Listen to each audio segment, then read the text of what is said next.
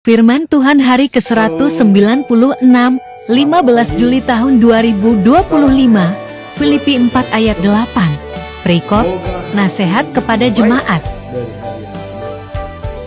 Firman Tuhan pada hari ini di hari yang ke-190-an, tanggal 15 Juli 2025, diambil dari Filipi pasal 4 ayat yang ke-8 dengan perikop nasihat untuk jemaat. Sebagai nats adalah sebagai berikut. Jadi akhirnya, saudara-saudara semua yang benar, semua yang mulia, semua yang adil, semua yang suci, semua yang manis, semua yang sedap didengar, semua yang disebut kebajikan dan patut dipuji, pikirkanlah semuanya itu. Demikian firman Tuhan pada hari ini. Kita masuk dalam pedoman kita selama bulan Juli tahun 2023. Setia melayani Tuhan, hidup sesuai dengan kehendak, dijabarkan dalam 1 Korintus pasal 15 ayat 58. Berdirilah tegak, jangan goyah, giatlah bekerja untuk Tuhan, bersekutulah dengan Tuhan, sehingga jerih payahmu tidak akan sia-sia. Hikmat kebijaksanaan, anugerah dari Allah akan diberikan kepada kita berkat berlimpah apabila kita bekerja untuk Tuhan dan bersekutu untuk Tuhan. Sekarang kita lihat ayat arti. Semua yang manis, yang suci, semua yang benar, pikirkan. Kata Paulus kepada kita. Apa latar belakang dari perikop ini supaya keluar kata-kata seperti ini? Kita lihat di sini. Hal ini adalah mengajak kita untuk memikirkan hal-hal yang baik, mulia, dan patut dipuji. Baik, mulia, dan patut dipuji. Itu yang menjadi fokus kita dalam pikiran kita. Dalam konteks ini, ayat tersebut menekankan pentingnya fokus pada pikiran positif yang selalu dengan nilai-nilai Kristiani. Jadi selalu mengajarkan nilai-nilai Kristiani. Apa nilai-nilai Kristiani? 9 buah. Galatia 5 ayat yang ke-20. Hati, damai, sejahtera, lemah lembut, sabar,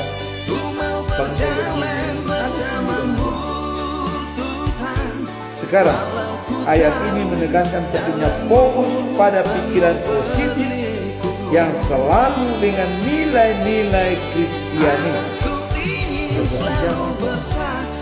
Daud memikirkan pembangunan bait Allah untuk tempat peti perjanjian Allah.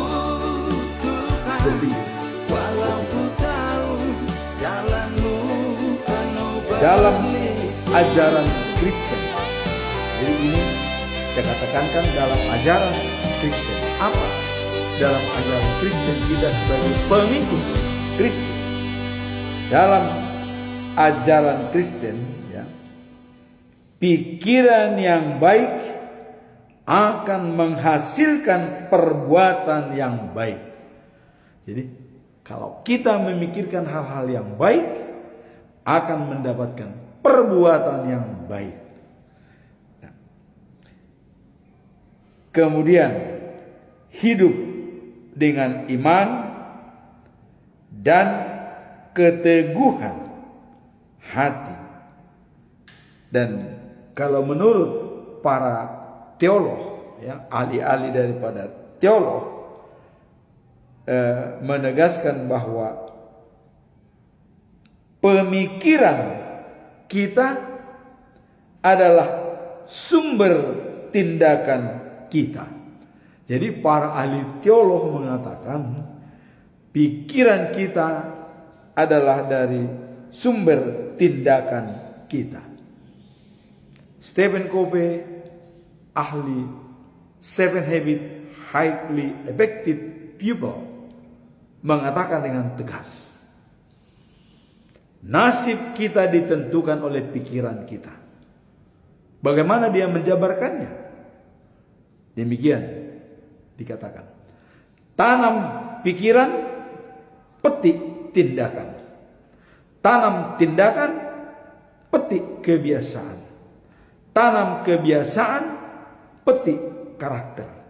Tanam karakter, petik nasib.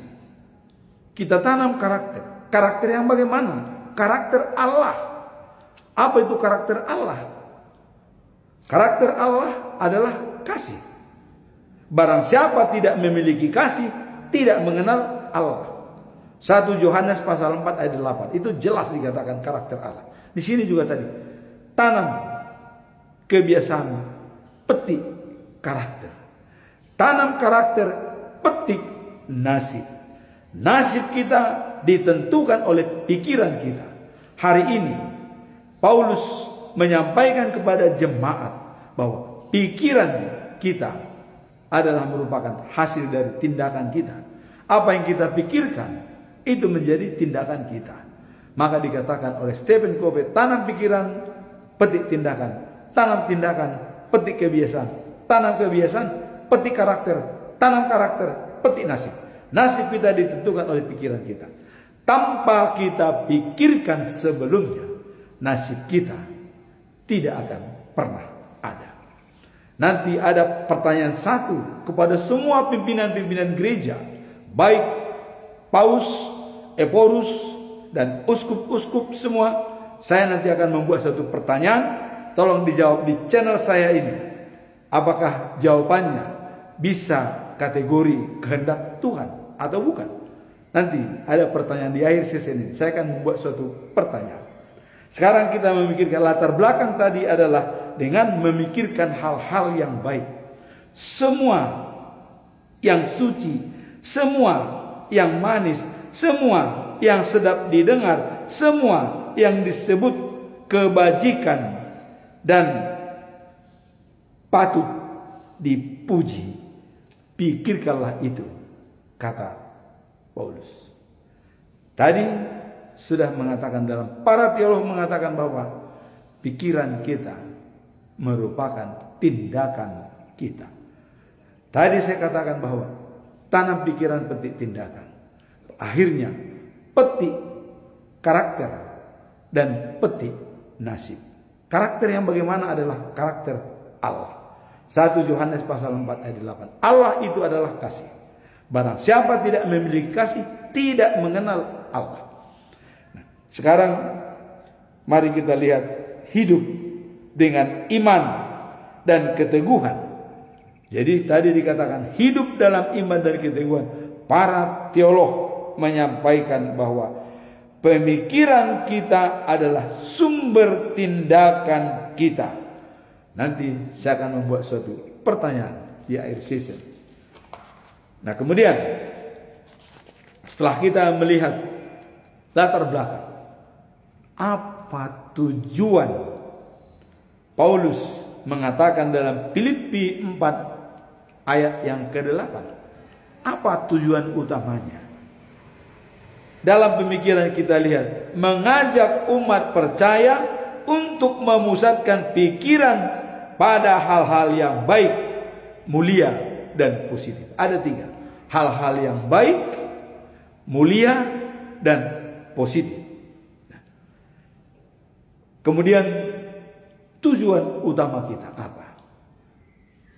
Dari Paulus.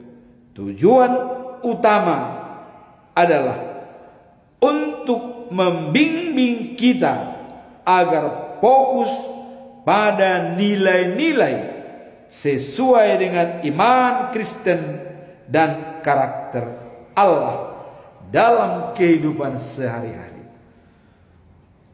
Pengajaran agama Kristen, Martin Luther mengatakan apa? Sola gratia. Keselamatan itu adalah anugerah dari Allah. Bukan dengan perbuatan baik kita. Bukan dengan lamanya kita iman kepada Tuhan. Tidak. Tapi keselamatan itu adalah anugerah. Hadiah dari Allah. Kemudian dikatakan sola fide.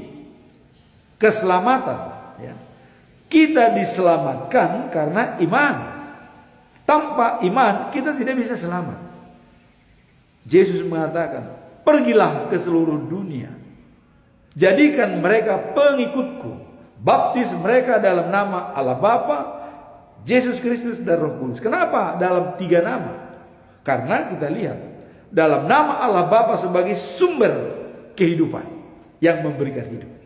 Dalam nama Tuhan Yesus adalah sebagai juru selamat, menyelamatkan kita, membuat kita berdamai dengan Allah.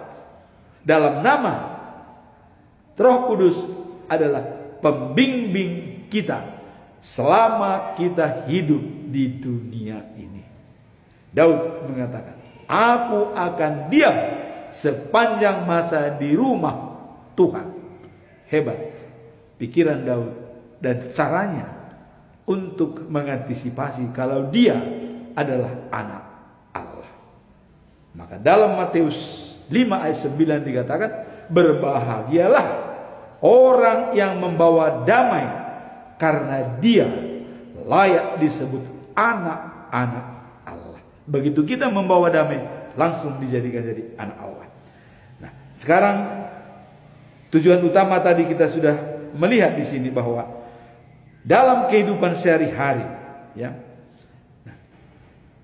fokus pada nilai-nilai yang sesuai dengan iman Kristen dan karakter Allah. Tadi pengajaran agama Kristen, sola gratia, keselamatan anugerah, sola fide, kita dibenarkan karena iman, dan sola scriptura, artinya hanya Alkitab yang bisa membimbing kita supaya tahu bahwa keselamatan itu anugerah dan kita diselamatkan dengan iman. Hanya membaca Alkitab lengkap di sana. Itulah merupakan tujuan utama dalam perikop ini. Baca firman Tuhan, ambil nilai-nilai yang positif yang benar-benar memotivasi hidup kita sehari-hari, yang layak kita untuk dipercaya sebagai saluran berkat. Poin ketiga, apa pesan moral? Kalau tadi kita melihat latar belakangnya, kemudian tujuan utama, sekarang apa pesan moral daripada perikop ini? Pesan moralnya adalah pentingnya, ya, memusatkan pikiran kita pada hal-hal yang baik, positif, dan bernilai. Hindari pikiran negatif. Jadi arahkan pikiran kita hal positif, hindari pikiran negatif.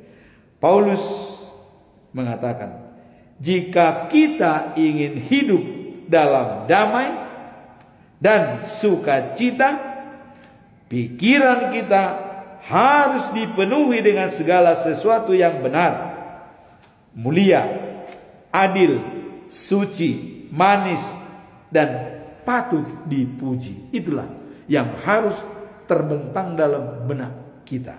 Kalau kita ingin menjadi anak-anak Allah. Nah, kemudian inilah panggilan untuk merenungkan hal-hal yang memiliki kebajikan dan pujian yang akan membentuk karakter kita dan berdampak positif dalam hubungan kita dengan Tuhan. Jadi ada dampak positif hubungan kita dengan Tuhan. Tadi di awal saya katakan bahwa pedoman kita bulan Juli adalah berdirilah tegak, jangan goyah, giatlah bekerja untuk Tuhan, bersekutulah dengan Tuhan, jerih payahmu tidak sia-sia. Nah di sini kita dikatakan bahwa memiliki kebajikan dan pujian yang akan membentuk karakter kita dan berdampak positif dalam hubungan dengan Tuhan. Itulah pesan moral daripada perikop ini. Kita bisa berdampak positif dengan Tuhan. Nanti di akhir sesi ini saya akan bikin pertanyaan sebagai PR kita semua, baik pimpinan-pimpinan gereja, paus, eporus, atau uskup-uskup agung, termasuk Edis TV. Boleh nanti dijawab pertanyaan saya ini ya, Edis TV yang ada di Amerika. Nah, sekarang poin yang keempat, apa implementasi atau penerapan daripada Filipi pasal 4 ayat 8 ya. Ini menekankan pentingnya fokus pada pikiran yang positif dalam kehidupan sehari-hari. Dengan cara bagaimana? Bagaimana cara kita? Norman Peale mengatakan the imaging thinking result of positif. Berpikirlah positif. Bekerja, sungguh-sungguh bekerja. Berusaha, sungguh-sungguh berusaha. Berdoa, sungguh-sungguh berusaha. Berpikirlah positif, kata Norman Peale. Dan ini pun pikiran-pikiran positif akan menghasilkan damai sejahtera. Sekarang kita lihat dalam praktis untuk menerapkan ayat ini. Bagaimana dalam praktek untuk menerapkan masalah pikiran-pikiran yang positif ya, adalah dengan melakukan refleksi setiap hari mengenai pikiran dan peranan kita. Jadi kita harus melihat kapan ada momen-momen penting yang kita alami secara spiritual bisa menjadi soko guru dalam kehidupan kita. Contoh pengalaman saya, waktu saya sujud di depan patung Nomensen di Salib Kasih dan berdoa, langsung jatuh dari atas pohon pinus dengan 3 tangkainya, tapi 1 rantingnya, 3 daunnya, dan masih segar, dan tidak ada busuk dalam ranting tersebut. Kayaknya baru dipatahkan. Turun di depan saya, menggambarkan ada 3 hal yang benar. Saya jabarkan itu adalah Trinitatis. Nomensen pembawa kabar baik kepada orang Batak, dan dia layak disebut sebagai Rasul orang Batak.